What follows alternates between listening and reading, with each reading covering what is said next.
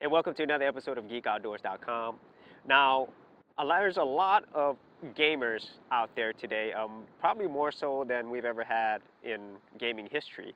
Now, if you are a quote-unquote gamer, most people would think that you're going to have a really powerful gaming PC, or you're going to have to be a console gamer, either the PS4, Xbox One, or the Wii U.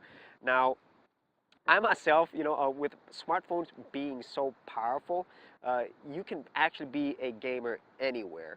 And so my favorite type of gaming is emulators. And I'm going to do this series of like basically mobile gaming, mobile gamer. And it's just basically me playing games anywhere that I like and, talking about them. And so my favorite emulator by far is the MAME emulator. Now, you could get this on Android, and I'm pretty sure it's available in some way on iOS as well. For MAME, there's two different versions. There is the main big one, which has tons of games, and then there's the MAME Droid one, which plays most of the quote-unquote more modern games. And so let me just open this up. And there's a lot to choose from, but this is actually one of my favorites to play. And playing with a software controllers is not really ideal if you're like playing fighting games, but this is great for like side-scrolling action games or shooters, anything besides fighting games. These controls work really, really well. And if you wanted like a better experience, you can also get a Bluetooth controller as well. But that's not really portable now, is it?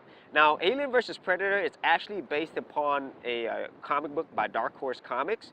And, obviously some movies came out, but they really were nothing compared to the comic book, and they're pretty horrible. But, back in the day when this game came out, Capcom, they were just like the best, one of the best when it came to like arcade games. And this one, it's basically like Final Fight, but with aliens and predators and humans. And so I'm going to choose the Predator myself, or one of the Predators, the Warrior version. And this game is really, really simple. You just go around beating the crap out of aliens, and you have your normal attack right here, as you can see. And you also have a special as well right there, and a jump, and you also, if you press both the jump and the action together, you kind of have like a special move right there. So basically it's just like Final Fight. But man, this game, as you can see, the graphics are really awesome. So very, very similar to Final Fight, which Capcom did. And as you could probably tell, even the graphics kind of look like Final Fight too. But man, this game, I put in a whole bunch of quarters on at the arcade. It was so much fun. And as you can see, there's a ton of enemies on the screen at the same time. Ooh, yeah. And you could also play this at two-player, which makes it even more fun. And here's a super, awesome. So when you get the super, you have a limited amount of time, but you have unlimited shots without overheating. Ooh, yeah.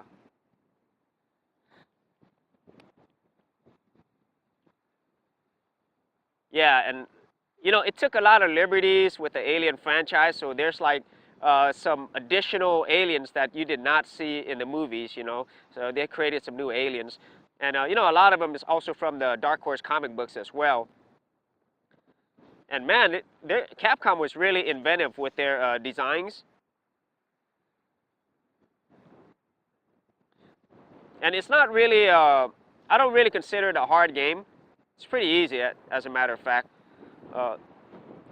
And, it had some really cool short stories too in between. So there's kind of like a movie mode as well. So it's like its own movie. And with this character, she's pretty fast.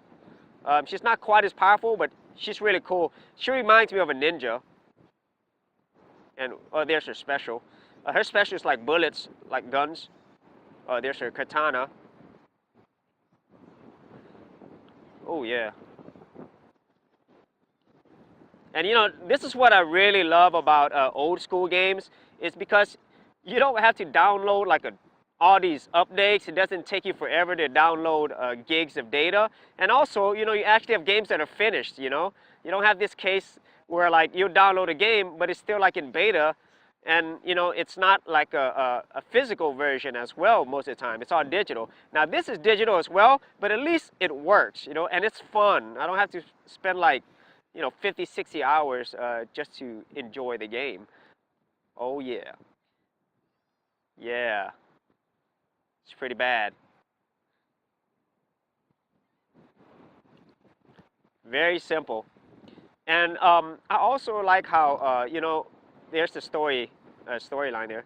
I also like how in this game, you know um, the way that Capcom designed the levels and they have the story, it makes you want to keep playing. I mean, you don't really get bored of this game because you just want to keep playing until you get to the end. And I just love their attacks that they have. It's really cool, and the weapons are pretty awesome too. Oh yeah, there's a flamethrower right here.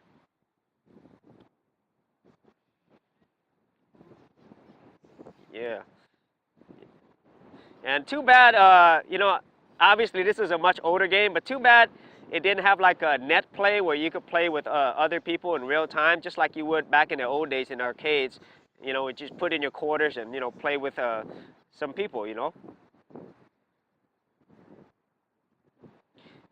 Yeah, so that is it for this very first episode of the Mobile Gamer. So hopefully you'll join me on another episode where I'm going to be playing a mobile game outside. Thanks for checking out this episode. And as always, if you like these videos, be sure to click on the subscribe button. And for full written content, audio content, and additional geek stuff, head over to geekoutdoors.com. And I'll see you outdoors on the very next episode.